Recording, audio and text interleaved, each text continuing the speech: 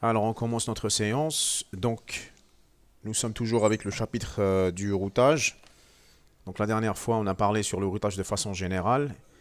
Et là, dans la continuité, on va parler de quelques concepts qui concernent le routage. Donc, on va parler aujourd'hui de comment se fait le transfert des paquets et quels sont les mécanismes utilisés. Alors, nous avons pour ceci trois mécanismes qu'on va présenter. Donc on a la commutation de processus, donc on va l'expliquer ici. Ensuite on va voir comment cela se fait à travers un petit schéma. Donc la commutation de processus, c'est quoi? C'est un ancien mécanisme de transfert de paquets. Pour chaque paquet reçu, le processeur, donc le processeur du routeur, fait correspondre l'adresse de destination avec une entrée de sa table de routage. Donc ça, on en a parlé la dernière fois. Quand un paquet est reçu au niveau d'interface d'entrée, donc il y a en fait une désencapsulation des entêtes et le routeur fait remonter le paquet au niveau de la couche de routage. Et Monsieur, oui, monsieur, اسمح لي, vous pouvez accepter les gens, les Jaoudoka. oui, oui, bien sûr. Merci. Alors, est-ce que je peux le voir par ici?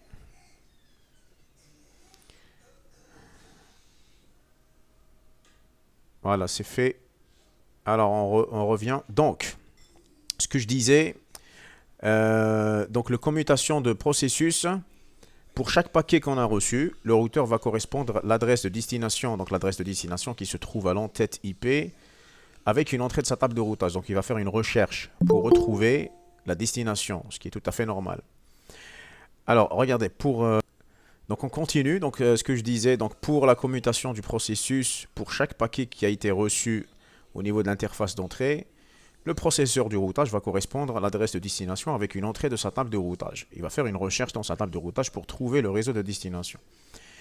Le souci avec ce mécanisme, c'est que cette opération de recherche du paquet, elle se fait à chaque fois. D'accord? Elle se fait pour chaque paquet. Donc même si la donnée, elle va contenir plusieurs paquets, donc le même process est fait pour chaque paquet. Donc, le routeur, il va effectuer cette opération pour chaque paquet, même si la destination est identique pour une série de paquets. D'accord? On va voir à travers le schéma, vous allez comprendre. Hein. La commutation rapide, c'est quoi? Donc, pour cela, le routeur, il utilise un cache à commutation rapide pour stocker les informations du tronçon suivant. Donc, le tronçon suivant, c'est quoi? C'est le relais. C'est-à-dire, c'est le routeur suivant, donc sur le chemin vers la destination. Donc le premier paquet pour cette destination est commuté par le processus, par la commutation de processus. Ça veut dire qu'il y a une recherche qui va se faire au niveau de la table de routage. Et le reste des paquets vont être transmis en utilisant ce cache. Et vous allez mieux comprendre quand vous allez voir le schéma suivant. La commutation en utilisant le Cisco Express Forwarding, ça c'est un mécanisme de Cisco. Donc le protocole CIF est le mécanisme de transfert de paquets Cisco iOS le plus récent et le plus prisé. Donc comme la commutation rapide, le protocole CEF génère une table FIB et une table de contiguïté. Donc table FIB, c'est une sorte d'une copie de la table de routage. Table de contiguïté, c'est une table qui va contenir les voisins de chaque routeur. Ça, c'est des structures, en fait, c'est des structures de données utilisées par les routeurs pour les aider à optimiser le routage. À la différence de la commutation rapide, les entrées de table ne sont pas déclenchées par les paquets, mais par des modifications. Donc, je vais vous expliquer ça à travers le schéma qui va venir. Mais en cas de changement dans la topologie du réseau, par conséquent, en fait, on révise les entrées des FIB et des caches seulement quand le mécanisme de commutation de processus. Donc, regardez, ça c'est le niveau du routeur. Donc, un routeur, bien sûr, il a son processeur. Et ici, ça c'est les interfaces d'entrée. Ça c'est une interface d'entrée. Et ça, c'est une interface de sortie. Supposons qu'on a une donnée qui contient 5 paquets.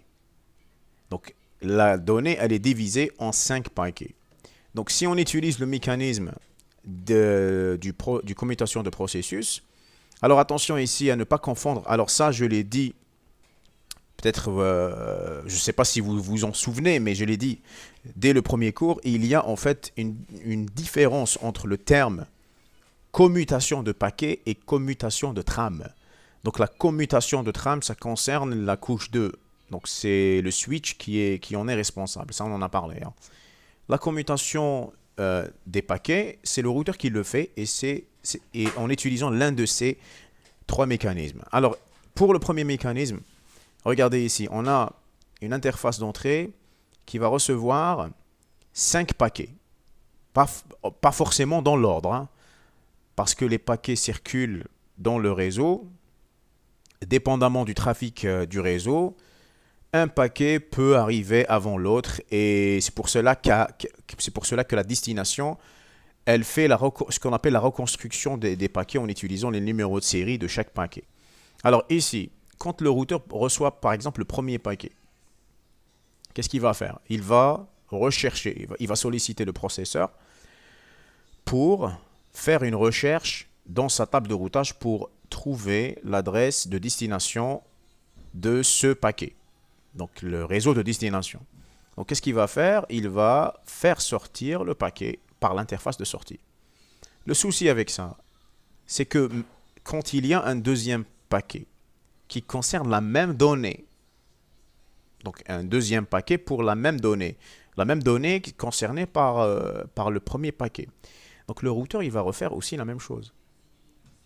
Il va solliciter encore le processeur et il va chercher la même destination, parce que c'est la même destination, donc il va faire le même travail.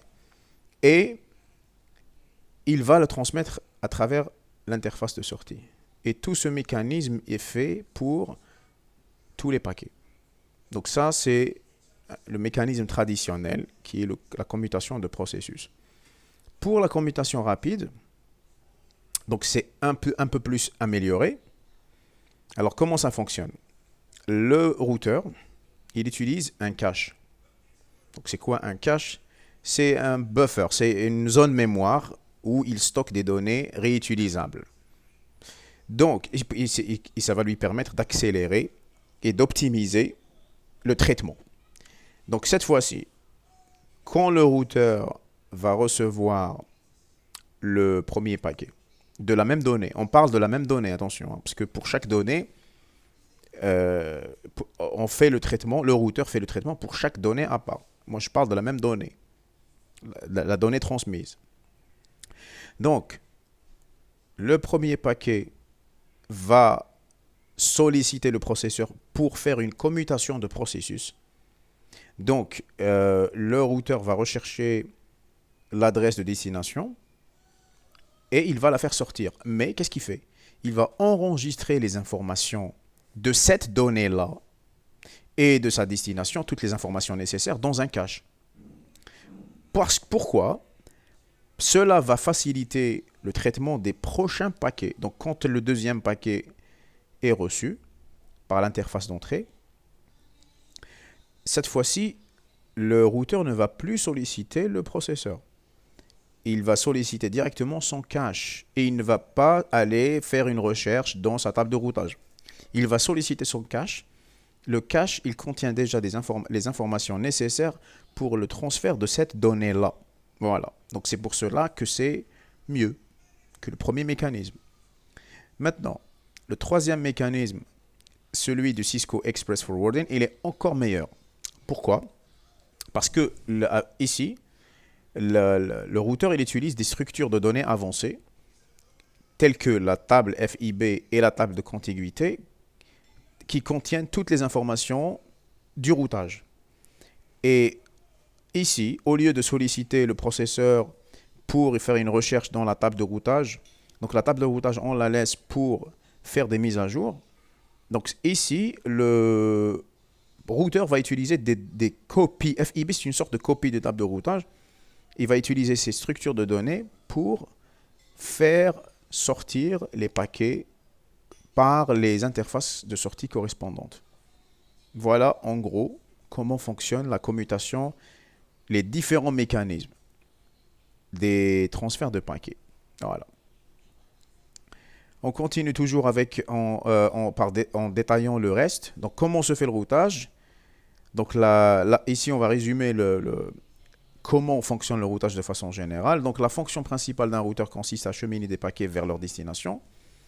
Il faut pour cela faire appel à la fonction de commutation, donc l'une des fonctions qu'on vient de voir, qui est le processus utilisé par un routeur pour recevoir un paquet sur une interface et l'envoyer depuis une autre interface. Donc la fonction de commutation a pour responsabilité principale d'encapsuler les paquets dans le type de trame de liaison de données adéquat, parce que, attention, parce que ici, vous le savez déjà, quand la donnée arrive, quand un paquet arrive, il y a la désencapsulation, c'est vrai. Le routeur va enlever les entêtes. Mais une fois arrivé à la couche 3, et une fois qu'il a décidé du prochain relais, il va faire une encapsulation. Ça veut dire qu'il va construire de nouvelles entêtes. D'accord? Et avec les informations nécessaires, mises à jour. Notamment, qu'est-ce qui change? Bon, je vais voir si vous vous rappelez. En fait, quand on parle de l'entête IP, donnez-moi par exemple une donnée qui va changer. Une donnée qui va changer au niveau de l'entête IP.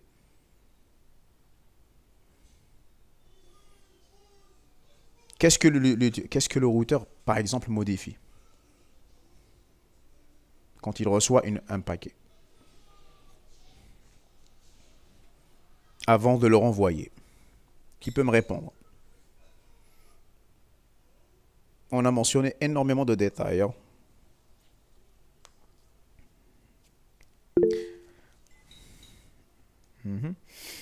Quelqu'un est...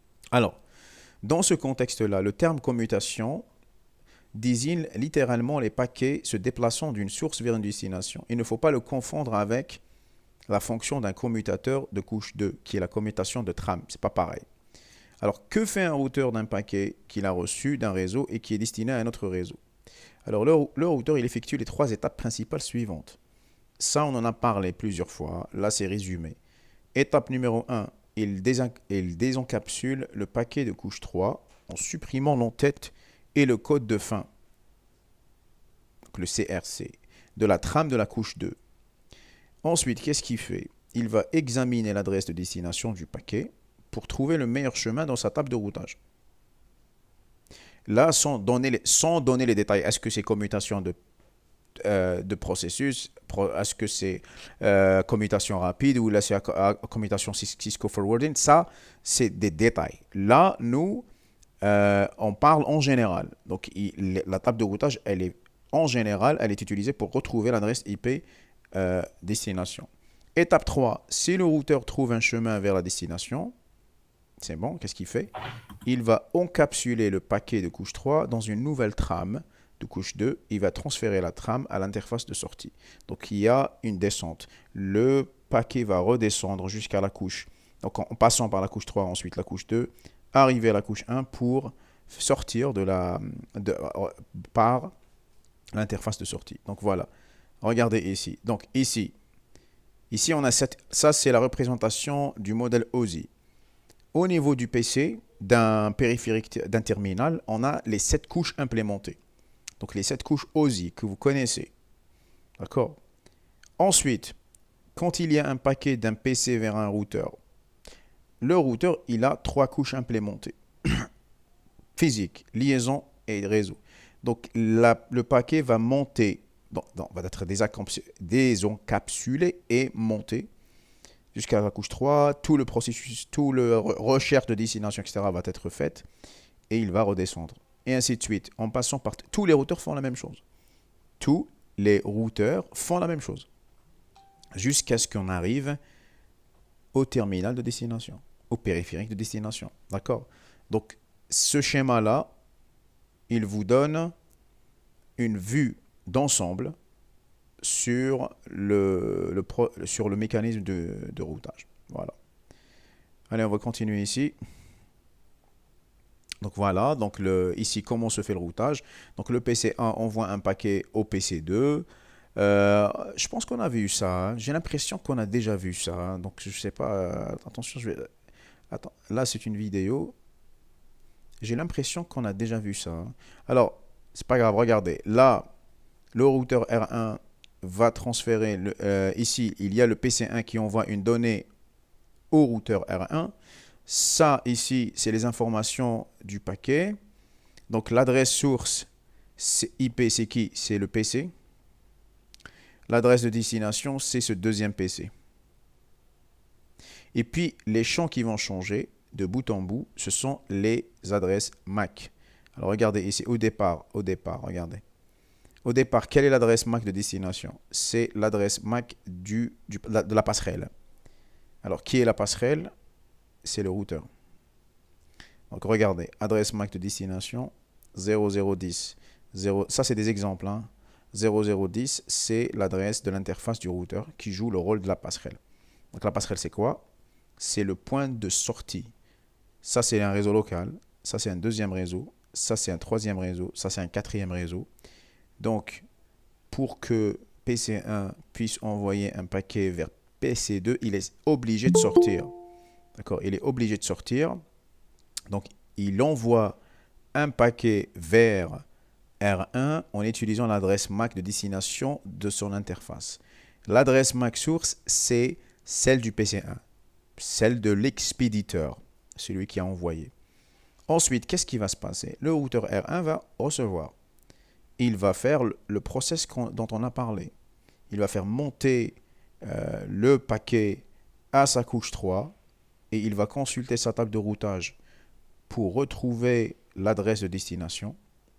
Une fois qu'il a trouvé, il va reconstruire un nouvel en-tête en mettant à jour les informations de la couche de liaison.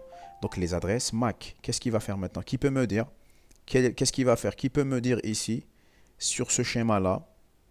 Donc essayez de parler, hein, parce que je préfère me concentrer sur les slides au lieu de revenir vers le Meet pour lire vos commentaires. Essayez celui qui veut parler, qu'il parle. Alors ici, au niveau du R1, le R1 va mettre à jour ce paquet-là. Donnez-moi les informations qui vont être à jour. Quelle est l'adresse MAC source de ce nouveau paquet, de ce nouvel en-tête?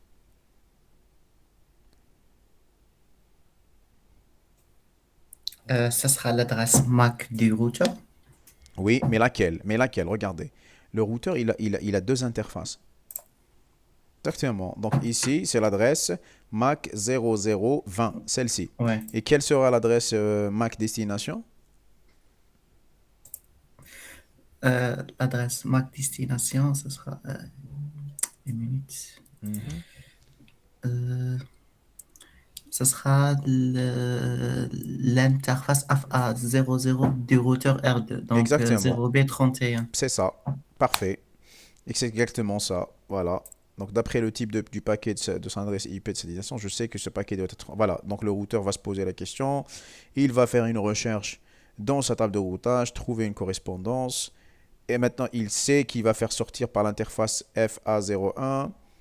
Il va faire redescendre l'en-tête. Bon, bien sûr, en modifiant tout ce qui doit être modifié, tel que le TTL. Là, vraiment, on ne rentre pas dans tous les détails. On voit ce qui est essentiel, mais il y a énormément de détails derrière, hein. Ici, il va mettre à jour l'adresse MAC de destination, c'est 0B31, comme a dit votre camarade. L'adresse MAC source, c'est son interface de sortie. C'est l'adresse de l'interface de sortie par laquelle le paquet va transiter. Et la même chose va se faire au niveau du R2. Ensuite, la même chose va se faire. Mais attention, arrivé à R3, qu'est-ce qui va se passer? Quelle sera l'adresse MAC de destination quand on arrive vers R3? Qui peut me dire? Une fois que le paquet arrive ici, qui peut me dire quelle sera l'adresse MAC destination? Alors, je pense que... Interface de sortie. De destination, j'ai dit. Alors regardez, concentrez-vous. Quand le même paquet arrive vers R3, ici, il y aura une mise à jour de l'entête. Donc, quelle est la nouvelle adresse MAC de destination?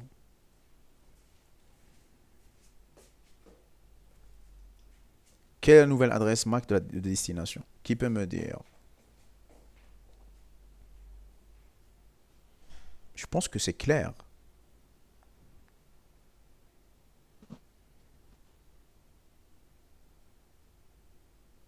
Ça, c'est le dernier routeur avant la destination.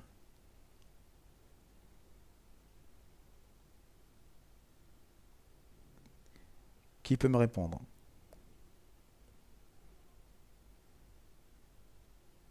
L'adresse du PC. Ben oui, c'est l'adresse MAC du PC. C'est le point final. Parce que le paquet doit arriver vers PC2. Voilà. Maintenant, on va résumer le routage avec ce petit organigramme. Donc ici, comment se fait le routage de façon générale? Donc, le paquet va arriver sur une interface d'entrée d'un routeur. Le routeur, regardez, ça c'est étape 1. Ensuite, le routeur va rechercher une correspondance dans la table de routage. D'accord? Après, il y a plusieurs scénarios. On va discuter les scénarios. Donc, l'adresse IP de destination, est-ce qu'elle correspond à... Là, il y a plusieurs scénarios. Scénario 1. Si en fait le réseau est directement connecté, donc une interface connectée directement au réseau de destination. Qu'est-ce que cela veut dire? Ça veut dire qu'on est au niveau du dernier routeur avant la destination. Comme l'exemple qu'on vient de voir, ce cas-là correspond au routeur R3. Est-ce que vous comprenez ce que je dis? Donc R3, il va faire quoi? Il va consulter sa table de routage pour retrouver l'adresse de destination. Donc, il va trouver que c'est le réseau 192.168.4.0. Donc, ça veut dire quoi? Ça veut dire que le réseau de destination, il lui est directement connecté. Il lui est directement connecté. Donc, ce cas-là, il correspond à R3 dans l'exemple qu'on vient de voir. Donc, dans cette situation, qu'est-ce qu'il va faire? Dans cette situation, il va rechercher l'adresse MAC de la destination. Donc, ici, l'adresse MAC de la destination, c'est celle du PC2. Mais même ça, il y a aussi un scénario. Alors, comment retrouver l'adresse MAC? Il va consulter son cache ARP. Donc, c'est quoi un cache ARP? Le cache ARP, il contient des entrées de correspondance entre adresse IP et adresse MAC. J'espère que vous vous rappelez de ça. Donc, s'il trouve que le PC2, que l'adresse MAC du PC2 appartient à son cache ARP, il va lui envoyer directement en mettant à jour le champ adresse MAC. Sinon, qu'est-ce qu'il va faire? Dites-moi, qu'est-ce qu'il va faire s'il ne retrouve pas l'information de la destination dans son cache? Qu'est-ce qu'il va faire? On en a parlé déjà. Dites-moi. Il fait une requête ARP. Exactement. Il va lancer une requête ARP, d'accord, pour retrouver l'adresse MAC. Voilà. Maintenant, regardez, le sinon de celui-là. Ça, c'est un si. Hein. Voilà. Vous rappelez les organigrammes de la première année. Donc, ça, c'est un si. Donc, c'est un losange. Sinon, si ce n'est pas un réseau directement connecté, il se peut que ça soit un réseau distant. Donc, c'est quoi un réseau distant? C'est-à-dire celui qui est à au moins un saut. C'est-à-dire, le réseau de destination, il est séparé du réseau en question, du routeur en question, par un saut. Alors, je vous rappelle une chose. Ça, c'est un organigramme qui concerne le fonctionnement au niveau de chaque routeur. Chaque routeur fait ça. Chaque routeur va faire ça de manière décentralisée. D'accord? Donc, qu'est-ce qu'il va faire? Donc, qu'est-ce qu'on a dit? Si ce n'est pas un réseau, si c'est un réseau directement connecté, il va envoyer avec l'adresse MAC. Si ce n'est pas un réseau directement connecté, il se peut qu'il soit un réseau distant. Donc si c'est un réseau distant, qu'est-ce qu'il va faire? Bien sûr, quand on dit que c'est un réseau distant, ça veut dire qu'il l'a retrouvé au niveau de sa table de routage. Donc s'il l'a trouvé, il va faire les mécanismes il va utiliser les mécanismes dont on a parlé. Donc il va mettre à jour l'entête IP, il va l'encapsuler dans une nouvelle trame, en mettant à jour bien sûr les adresses MAC source et adresse MAC destination, et il va faire sortir le paquet par l'interface de sortie correspondante. Maintenant, le troisième scénario, c'est quoi? Le troisième scénario, ça veut dire que l'adresse IP de destination n'est pas une interface directe. Le réseau destination n'est pas connecté à une interface directement connectée. Il n'est pas un réseau distant. Qu'est-ce qui va se poser comme question? Y a-t-il une passerelle de dernier recours? C'est quoi une passerelle de dernier recours? On en a parlé déjà. C'est quoi une passerelle de dernier recours? Est-ce que vous pouvez me dire?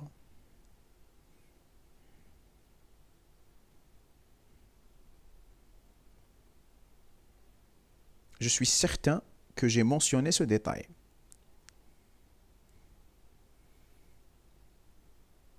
Est-ce que vous arrivez à suivre ce que je dis? C'est quoi une passerelle de dernier recours? C'est quelque chose que vous connaissez. Hein? C'est la passerelle par défaut. Mais qu'est-ce que cela veut dire en fait? Oui, c'est la passerelle par défaut, mais qu'est-ce que cela veut dire? On est au niveau d'un routeur ici, hein? Pas d'un PC.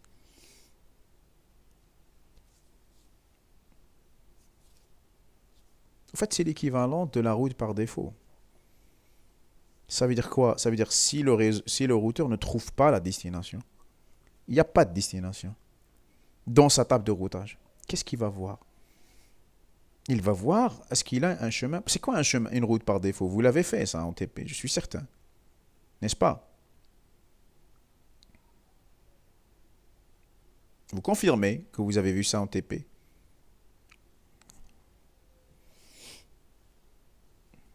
En fait, quand le routeur ne trouve pas une correspondance entre l'adresse des destinations avec toutes les entrées de la table de routage, il va voir s'il a une passerelle de dernier recours. Ça veut dire quoi? C'est l'équivalent. Alors regardez, pour que vous puissiez comprendre ça, je vais faire un parallèle avec quelque chose que vous connaissez, que vous avez vu en première année. Est-ce que vous vous rappelez de l'instruction switch case? Switch case, case 1, case 2, case 3, ensuite vous avez default. Vous vous rappelez de ça ou pas? Donc, Oui, donc si vous voulez comprendre c'est quoi la recherche d'une route au niveau de la table de routage, c'est exactement pareil. Donc switch, on lui donne, le routeur va faire switch route. Donc il va prendre quoi? Le réseau de destination. Et bah, qu'est-ce qu'il va faire? Il va rechercher une correspondance. Il va voir sa première entrée. Parce que la table de routage, c'est quoi? C'est des routes enregistrées. Donc on enregistre avec quoi? L'adresse réseau et vous avez d'autres métriques. Mais lui, il va rechercher avec l'adresse réseau. Donc adresse réseau. Est-ce que l'adresse de destination correspond à la première entrée? Donc si c'est OK, ça veut dire qu'il a retrouvé. C'est bon. Il va faire le nécessaire. Parce que dans la table de routage, nous avons l'information par rapport à l'interface de sortie et le relais suivant. Donc, il va prendre les informations, mettre à jour le paquet, hop, il transfère. Si ce n'est pas la première entrée, il voit la deuxième entrée, case 2, deuxième cas. Si ce n'est pas la deuxième cas, case 3, et ainsi de suite, ainsi de suite. Ensuite, s'il ne trouve pas, il va faire default. Default, c'est la route par défaut. Ça veut dire qu'il va faire sortir la donnée par l'interface ou la route par défaut. La route par défaut, c'est l'interface par défaut. D'accord? Donc, s'il n'y a pas de route par défaut, s'il n'y a rien, s'il n'y a pas le réseau destination, il n'est pas directement connecté, il n'est pas distant, il n'y a pas de passerelle par défaut, donc quelle est la logique à faire? Il va abandonner le paquet. Il va tout simplement le rejeter. Est-ce que vous avez compris? Donc, est-ce que vous avez compris le processus de prise de décision? Ça, c'est le processus de la prise de décision par rapport au routeur. Est-ce que vous avez compris? C'est bon? Alors, on va parler maintenant sur la table de routage. Donc, j'ai l'impression qu'on a déjà vu ça, n'est-ce pas? Dites-moi, est-ce qu'on avait déjà vu ça? Est-ce que je vous ai expliqué quelles sont les indications des tables de routage en détail? Est-ce qu'on a parlé de la distance administrative? Concept de la distance administrative. Vous pouvez me confirmer, s'il vous plaît?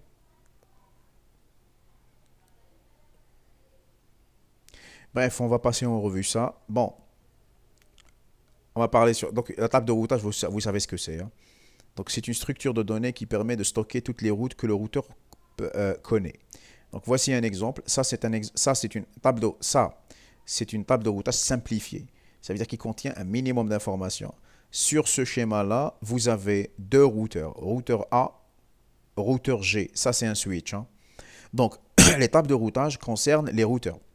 Donc, si on prend comme exemple le routeur A, le voici, il va bien sûr découvrir tous les réseaux possibles. Ici, combien de réseaux il va connaître? Il va connaître 1, 2, 3, 4 réseaux. Donc, il y a ce réseau-là, celui-ci, celui qui est là et celui qui est là. Donc, pour chaque réseau, il va avoir le moyen de l'atteindre. Le moyen de l'atteindre, c'est le relais suivant. C'est l'interface du relais suivant.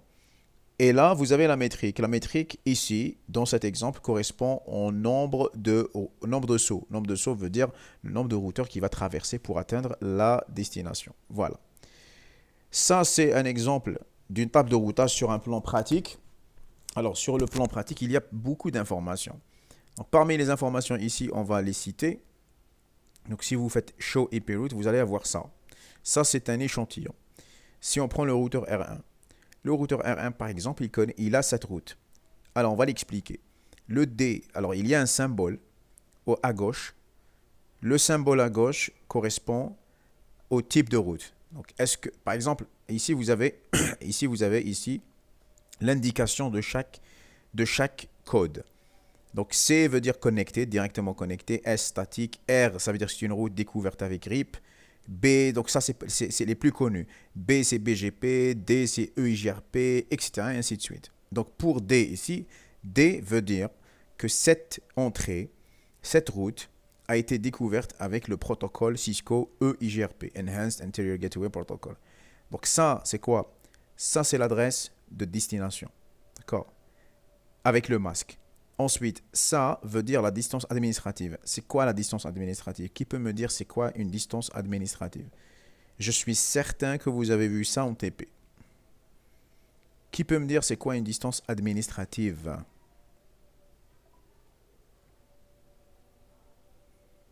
Qui peut me dire?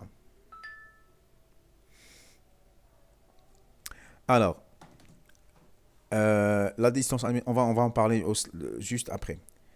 Ici, vous avez quoi? Via. Via, ça, c'est quoi? C'est l'adresse du relais suivant. Ça veut dire de l'interface du routeur suivant. Ça, c'est quoi? Ça, c'est un minuteur qui indique, en fait, la validité d'une route. D'accord? Il indique la validité d'une route. On va parler ça quand on arrivera à RIP. On va parler sur ça en détail. Et ça, c'est le numéro de l'interface et le type de l'interface. Serial 000, qui est celle-ci.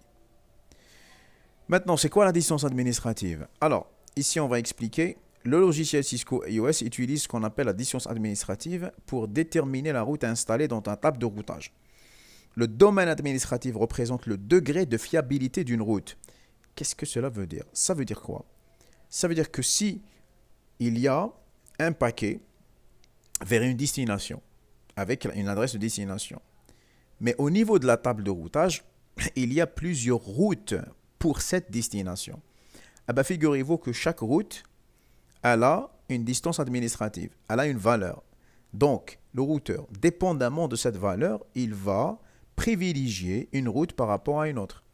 Par exemple, alors la valeur, plus elle est petite, plus la valeur de la distance administrative est petite, plus la route est prioritaire.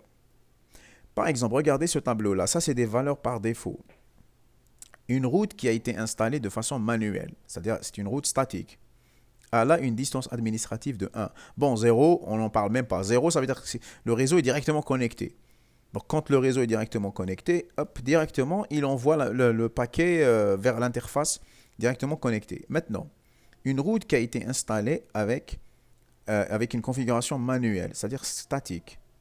Et supposons que votre routeur, vous lui avez configuré un protocole dynamique, comme par exemple IGRP. Donc, si vous, manuellement, vous avez configuré une route vers cette destination qui a été découverte par IGRP, donc le routeur va privilégier la route statique parce que la valeur administrative, la distance administrative de la route statique est prioritaire. Donc j'espère que vous avez compris ce que cela veut dire. Voilà. Maintenant, on va parler un petit peu sur l'étape de routage. Donc l'étape de routage, donc un routeur nouvellement déployé. Alors ça, c'est des informations à retenir qui sont intéressantes. Quand vous déployez un routeur, ça veut dire vous l'allumez. Donc sans aucune interface configurée. Eh ben, en fait, il dispose d'une table de routage qui est vide. Il n'y a rien au niveau de la table de routage. Donc avant que l'état des interfaces soit considéré comme app, donc avant que vous allumiez les interfaces, donc qu'est-ce que vous allez faire? Vous allez faire des configurations. Vous allez associer une adresse IP valide, donc valide, à chaque interface, et vous allez l'activer avec la commande no shutdown. Donc à cet instant-là, le routeur va recevoir un signal de porteur d'un autre périphérique. Ça peut être un autre routeur voisin, un commutateur, etc. À cet instant, qu'est-ce qu'il va faire? Une fois que l'interface est active, donc son réseau est ajouté à la table de routage autant que réseau directement connecté. Donc le routeur va commencer par rajouter les réseaux qui sont directement connectés. Et vous allez voir le symbole C pour indiquer dans la table de routage les réseaux qui sont directement connectés. Pour qu'une route statique ou dynamique soit installée dans la table de routage, il faut au minimum un réseau directement connecté. Ça, c'est un prérequis important. Un routeur ne peut pas rajouter des entrées sans qu'il y ait au moins un réseau directement connecté. Voilà. Et c'est qui est logique. Hein. Ça, c'est logique. Très bien. Maintenant, on va parler sur les types des protocoles de routage.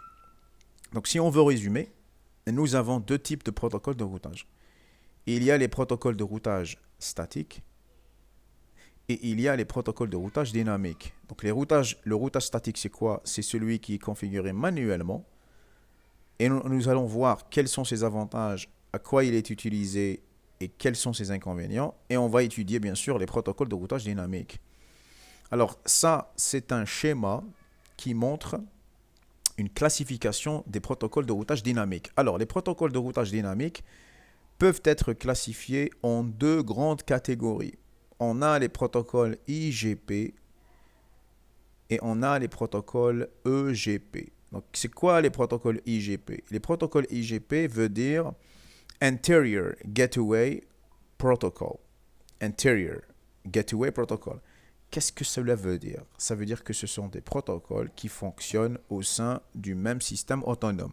On va expliquer en bas c'est quoi un système autonome. Autonomous System. Et on a les protocoles EGP. Donc EGP, ce sont des protocoles qui fonctionnent entre systèmes autonomes. Donc IGP, ce sont des protocoles intra-système autonome. EGP, ce sont des protocoles inter. Intra veut dire à l'intérieur, inter veut dire entre entités extérieures. D'accord? Donc, maintenant, même les protocoles IGP sont aussi, on peut les classifier. Maintenant, on va parler,